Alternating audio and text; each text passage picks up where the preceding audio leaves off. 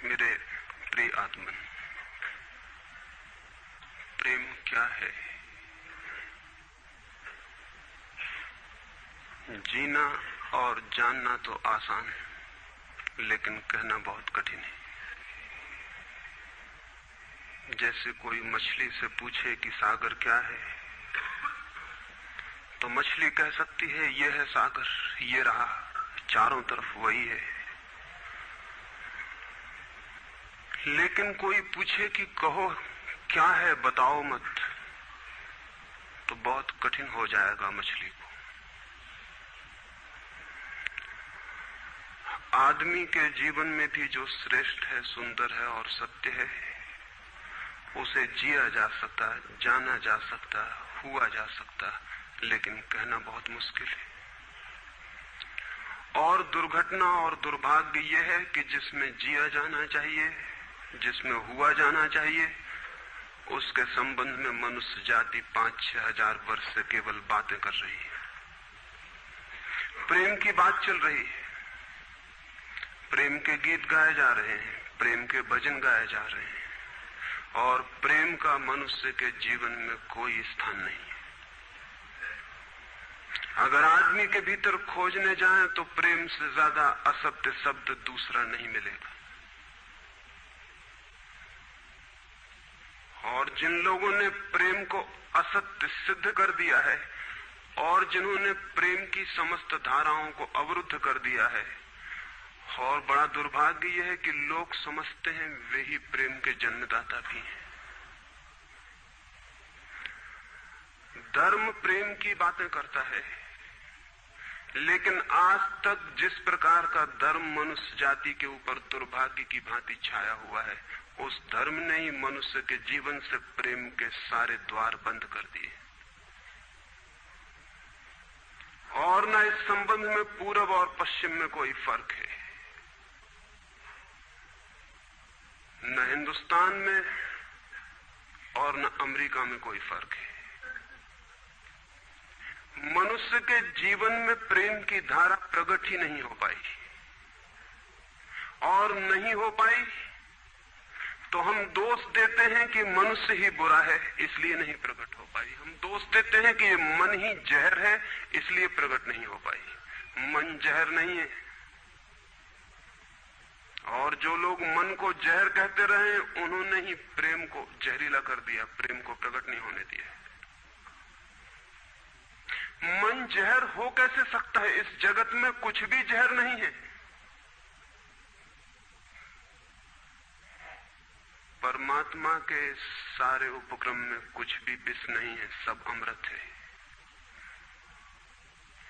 लेकिन आदमी ने सारे अमृत को जहर कर लिया है, और इस जहर करने में शिक्षक, साधु संत और तथाकथित धार्मिक लोगों का सबसे ज्यादा हाथ है।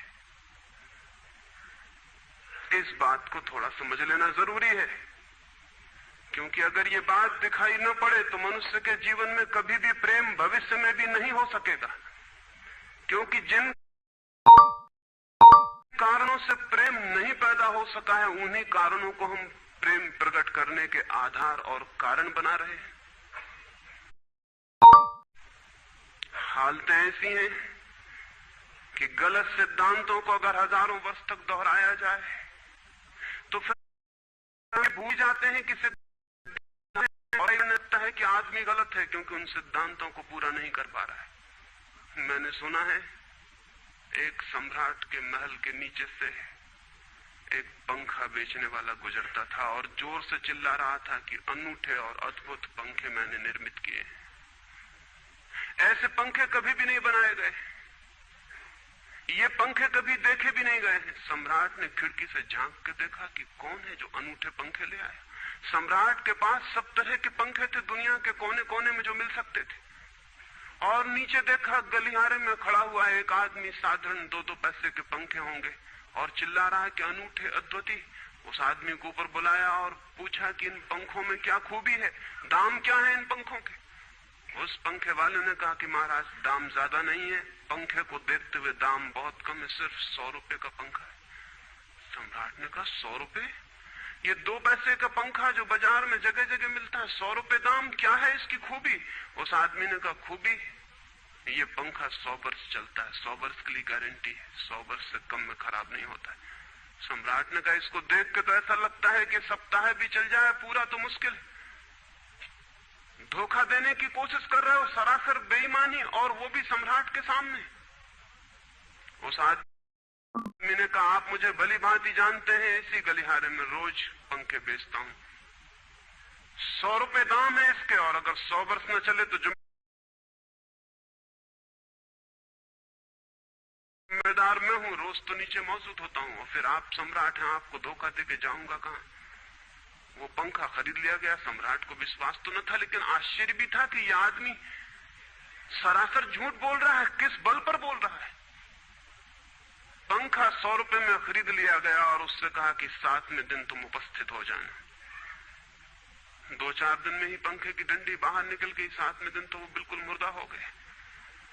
लेकिन सम्राट ने सोचा कि शायद पंखे वाला आएगा नहीं, लेकिन ठीक समय पर 7वें दिन वो पंखे वाला हाजिर हो गया। उसने कहा, कहो महाराज। उन्होंने कहा, कहना नहीं, ये पंखा पड़ा हुआ है, टूटा हुआ।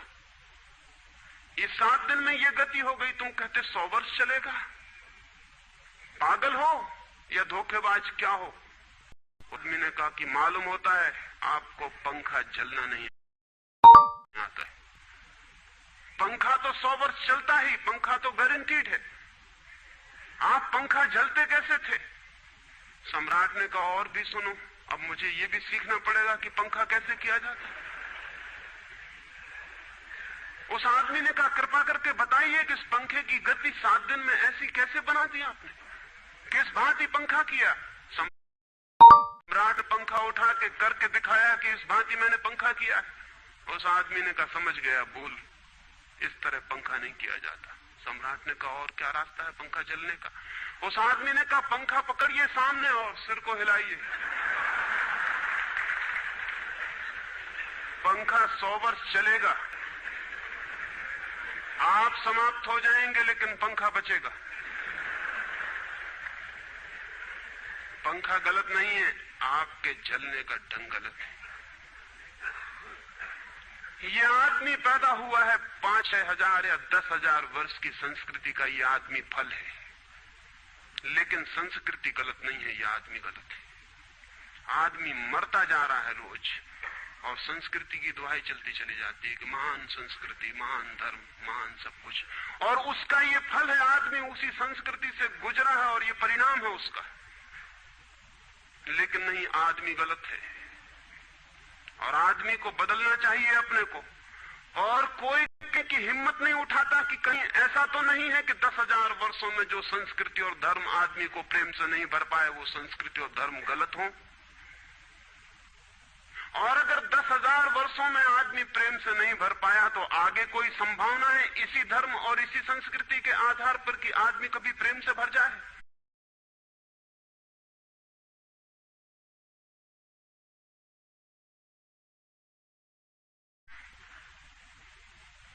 10,000 वर्षों में जो नहीं हो पाया, वो आगे भी 10,000 वर्षों में होने वाला नहीं है, क्योंकि आदमी यही है, कल भी यही होगा। आदमी हमेशा से यही है और हमेशा यही होगा।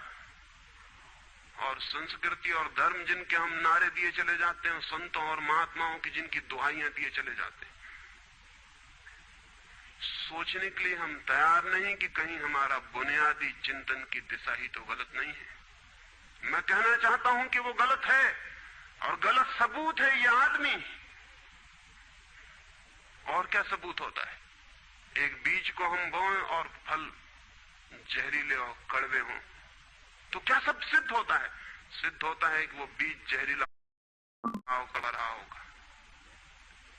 हालांकि बीज में पता लगाना मुश्किल है कि उससे जो फल पैदा होंगे वो कड़वे पैदा होंगे। बीज में कुछ खोजबीन नहीं की जा सकती। बीज को तोड़ो फोड़ो, कोई पता नहीं चल सकता कि इससे जो फल पैदा होंगे वो कड़वे होंगे। बीज को वो 100 वर्ष लग जाएंगे, वृक्ष होगा, बड़ा होगा, आकाश में फैलेगा, तब फल आएंगे और तब पता चलेगा कि वे कड़वे। 10,000 वर्ष में संस्कृति और धर्म के जो बीज बोए गए हैं, ये आदमी उसका फल है, और ये कड़वा है और घृणा से भरा हुआ है। लेकिन उसी की दुहाई दिए चले जाते हैं हम और सोचते हैं उससे प्रेम हो जाएगा। मैं आपसे कहना चाहता हूं उससे प्रेम नहीं हो सकता है, क्योंकि प्रेम के पैदा होने की जो बुनियादी संभावना है धर्मों ने उसकी ही हत्या की, उसने ही बोल दिया है। मनुष्य से भी ज्यादा प्रेम पशुओं और पक्षियों में और पौधों में दिखाई पड़ता है, जिनके पास न कोई संस्कृति है न कोई धर्म है। संस्कृत और सुसंस्कृत और सभ्य मनुष्यों की बजाय असभ्य और जंगल के आदमी में ज्यादा प्रेम दिखाई पड़ता है, जिसके पास न कोई विकसित धर्म है, न कोई सभ्यता है, न कोई संस्कृति है। जितना आदमी सभ्य, सुसंस्कृत और तथाकथित धर्मों के प्रभाव में मंदिरों और चर्चों में प्रार्थना करने लगता, उतना ही प्रेम से शून्य क्यों होता चला जाता। और दो कारणों पर मैं विचार करना चाहता हूं। अगर वे ख्याल में आ जाएं तो प्रेम के अवरुद्ध स्रोत टूट सकते हैं और प्रेम की गंगा हर आदमी के भीतर है, उसे कहीं से लाना नहीं। प्रेम कोई ऐसी बात नहीं है कि कहीं खोजने जाना है उसे, वो है, वो प्राणों की प्यास है हर एक के भीतर, वो प्राणों की सुगंध है प्रत्येक के भीतर, लेकिन चारों तरफ से परकोटा है उसके और वो प्रकट नहीं हो पाती। सब तरफ पत्थर की दीवार है और वो झरने नहीं फूट पाते। तो प्रेम की खोज और प्रेम की साधना कोई पॉजिटिव, कोई विधायक खोज और साधना नहीं है कि हम जाएं और कहीं प्रेम सीख लें। एक मूर्तिकार एक पत्थर को तोड़ रहा था, कोई देखने गया था कि मूर्ति कैसे बनाई जाती है। उसने देखा कि मूर्ति तो बिल्कुल नहीं बनाई जा रही, सिर्फ छेनी और हथौड़े से पत्थर तोड़ा जा रहा है।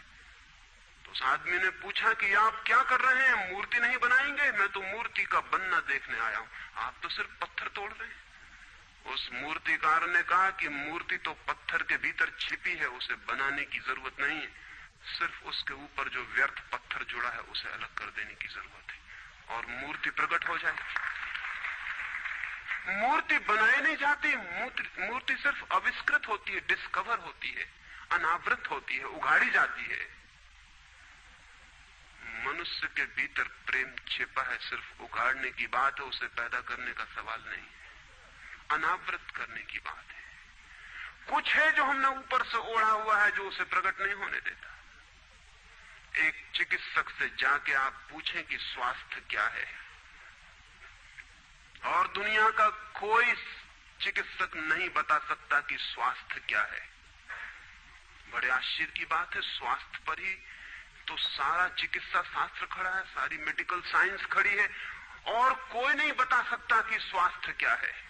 लेकिन चिकित्सक से पूछें कि स्वास्थ्य क्या है, तो वो कहेगा बीमारियों के बाबत हम बता सकते हैं कि बीमारियां क्या हैं, उनके लक्षण हमें पता है, एक एक बीमारी का अलग अलग परिभाषा हमें पता है।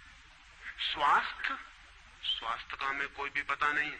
इतना हम कह सकते हैं कि जब कोई बीमारी नहीं होती तो जो होता है वो स्वास्थ्य है। स्वास्थ्य तो मनुष्य के भीतर छिपा है, इसलिए मनुष्य की परिभाषा के बाहर है। बीमारी बाहर से आती है, इसलिए बाहर से परिभाषा की जा सकती है। स्वास्थ्य भीतर से आता है, उसकी कोई परिभाषा नहीं की जा सकती। इतना ही हम कह सकते हैं कि बीमारियों का अभाव स्वास्थ्य है। लेकिन ये स्वास्थ्य की कहां परिभाषा हुई? स्वास्थ्य के संबंध में तो हमने कुछ भी ना कहा कि बीमारियां नहीं है, तो बीमारियों के संबंध में कहा। सच ये है कि स्वास्थ्य पैदा नहीं करना होता, या तो छिप जाता है बीमारियों में, या बीमारियां हट जाती हैं तो प्रकट हो जाता है। स्वास्थ्य हम में है, स्वास्थ्य हमारा स्वभाव है, प्रेम हम में है, प्रेम हमारा स्वभाव है। इसलिए ये बात गलत है कि मनुष्य को समझाया जाए कि तुम प्रेम पैदा करो। सोचना यह है कि प्रेम पैदा क्यों नहीं हो पा रहा है, बाधा क्या है, अड़चन क्या है, कहां रुकावट डाल दी गई। अगर कोई भी रुकावट ना हो तो प्रेम प्रकट होगा ही, उसे सिखा